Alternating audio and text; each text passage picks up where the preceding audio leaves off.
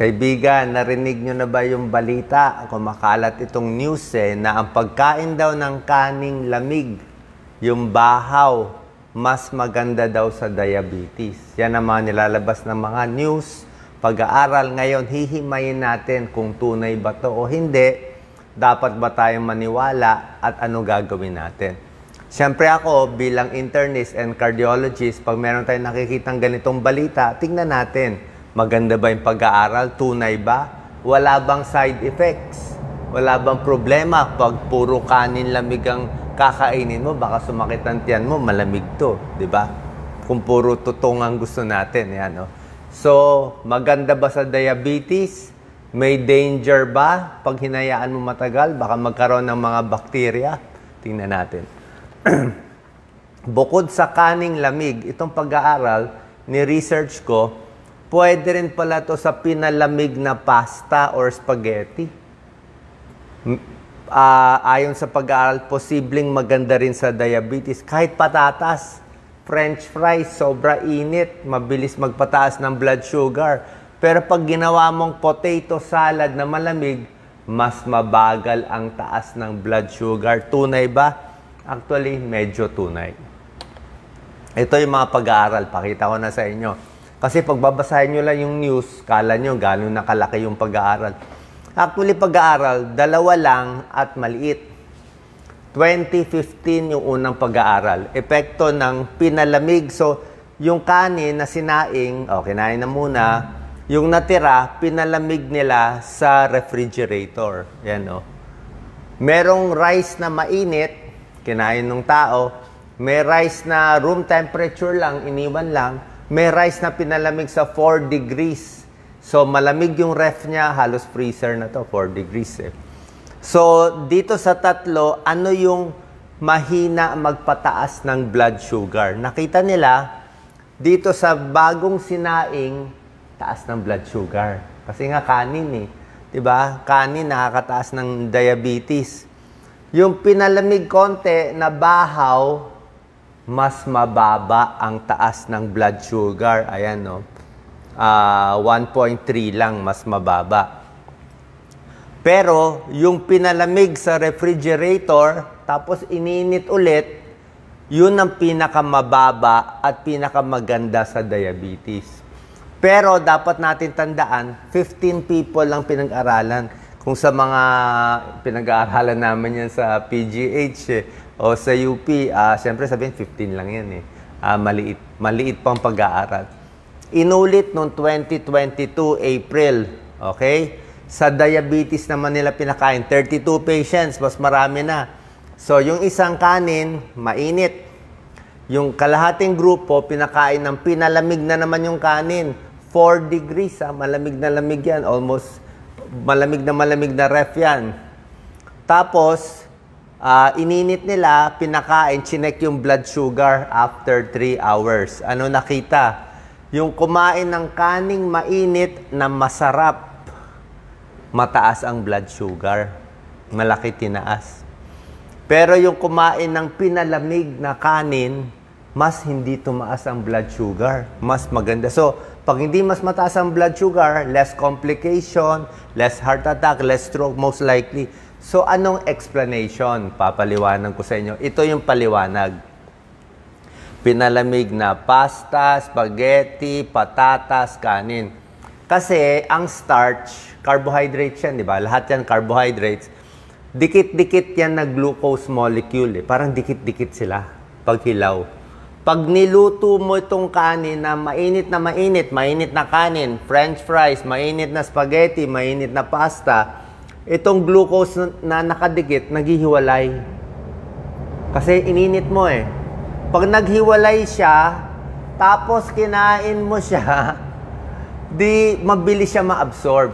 Ang sabi nga dito ng isang researcher, parang uminom ka daw ng soft drinks eh. Kasi hiniwalay mo na yung kanin eh.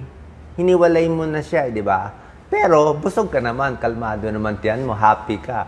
Happy ka, pero mataas lang ang sugar mo. Yun lang ang problema. Ngayon, pag pinalamig mo siya, yan, bahaw, pinalamig mo, ginawa mong salad, naging cold mo na siya, Pag pinalamig mo siya, yung naghiwalay, niluto mo, naghiwalay na yung glucose, di ba? Mabilis ma-absorb. Magdidikit siya ulit. Magiging resistant starch siya ulit. So, pag mainit ang kanin at itong mga iba, mataas yung glycemic index. Di ba tinuturo ko sa inyo yung glycemic index? Yun yung masama. Pag pinalamig mo, didikit siya ulit, mabagal ulit yung absorption. Good for diabetes. Again, mabagal. So, ang secret, ay naman natin kumain ng malamig na kanin, palamigin mo daw muna, pag malamig na, initin mo na lang. Kasi kahit initin mo, nakadikit na siya. Parang hindi na maghihiwalay ulit eh. Parang paste siya, nagdikit na siya. Oh. Meron tong theoretical explanation. Sabihin, sa teorya, may ibig sabihin, sa research, kahit maliit, may ibig sabihin din. Ito yung tinuturo kong glycemic index. Pakita natin, Doc Lisa. Pag ininit lang yung kanin, no, ang taas ng glycemic index, so 64. Basta lampas 50, mata yan, 64. Patatas, ang taas, so 87, ang taas. So lahat to pampataas ng blood sugar. Kaya nga, gusto mo nga palamigin siya para bababa itong numero. Tignan mo ang gulay. Lahat ng gulay, broccoli, celery, cucumber, 15 lang ang glycemic. Kahit kumain ka ng marami nito, hindi tataas ang blood sugar mo. Ayan, no? Pero kung kumain ka ng pineapple, pakwan, ang taas din ng glycemic, Apple lang ang mababa at suha. Di ba? Alam niyo naman, apple suha, hindi matamis. Good. Gulay. Pero itong kanin na gusto natin, pag pinalamig mo, mas maganda. So, mukhang maganda nga siya. Okay? Pero syempre, lahat ng bagay, merong pros and cons. Pag sa Amerika, marami ring mga pangyayari. Actually, sa Amerika, merong 64,000 cases of food poisoning from malamig na kanin. 64,000 cases na nagkakaroon ng food poisoning sa reheated fried rice. Bawal yun eh, pag ininit mo.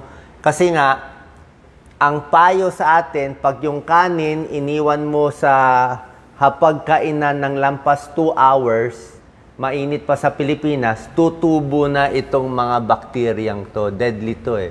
Bacillus cereus. Okay, di ba misa kumain tayo ng lumang pagkain na iniinit natin tapos magtatai tayo. Ang problema dito, ang risk for cold rice, sa Amerika to, Bacillus cereus, pero palagi ko meron din yan dito, kahit lutuin mo siya, spore siya. Kahit lutuin mo yung kanin, gawin mo pang sinangag, hindi siya namamatay. Ito, it survives cooking pag tumubo na siya. So, yan lang ang problema natin. Pag mahina immune system mo, matanda, senior, sobrang bata, buntis, may ibang mga sakit, pag tinamaan ito, delikado, baka matsambahan kayo. Kaya ano papayo ko sa'yo? Hot rice o cold rice? Pag hot rice, konti na lang ang kainin mo.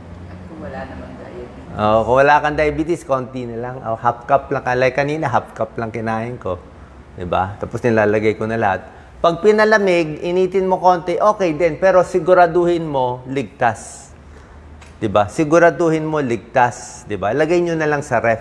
After 2 hours, dapat nasa ref. Initin mo na lang ulit. Mas better pa. Diba? So, pwede rin to sa pasta. Pwede rin sa spaghetti. Pwede rin sa patatas. Actually, pwede rin daw sa bread. Sa bread, yung bagong mainit na, masarap ng hot pandesal. Oo, hot pandesal, sobra sarap. Mataas pala yun. Mabilis magpataas ng blood sugar. Pag pinalamig mo, pangit na nga. Kaya lang, a little better. Ayan, o. May isang pag-aaral pa to. Pinalamig yung pasta, mas hindi tumaas ang blood sugar. Maraming pag-aaral siya. Ayan, o. Kaya ang recommendation nila, imbis na hot pasta spaghetti, palamigin muna bago initin. Kung diabetic. Kung patatas na french fries, palamigin, initin. Di ba nga, pag pinalamig mo yung french fries, ang tigas na, di ba? Pangit na ng lasa eh. Kaya lang, pangit na nga lasa nito.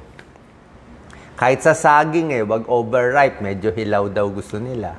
Sa tinapay, i-freeze mo daw muna yung tinapay para magdikit-dikit yung mga glucose bago kainin mo. Pangit nga lasa, pero dahan-dahan yung absorb nung Ano, effect of cold carbohydrates tulad ng rice, pasta sa blood glucose level. Paano tayo kakain ng safe na cold rice o bahaw na hindi tayo tatamaan nitong bakterya? Pag naluto na within 2 hours, ilagay mo daw sa container yung kanin, ilagay mo na sa ref. Okay?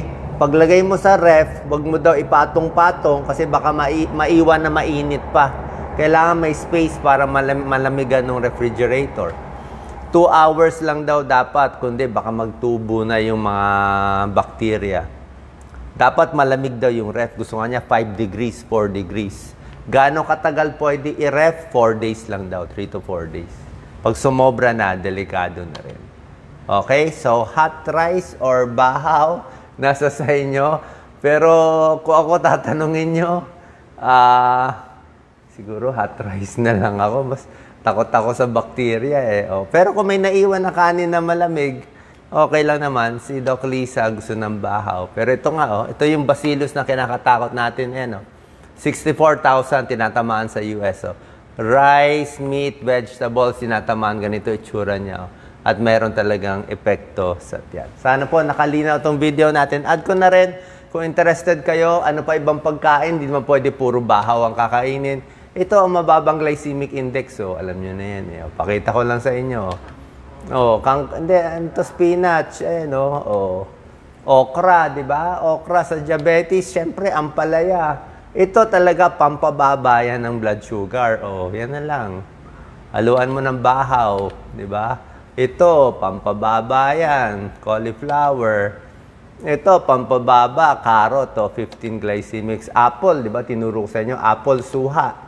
Orange, pwede na. Pwede na.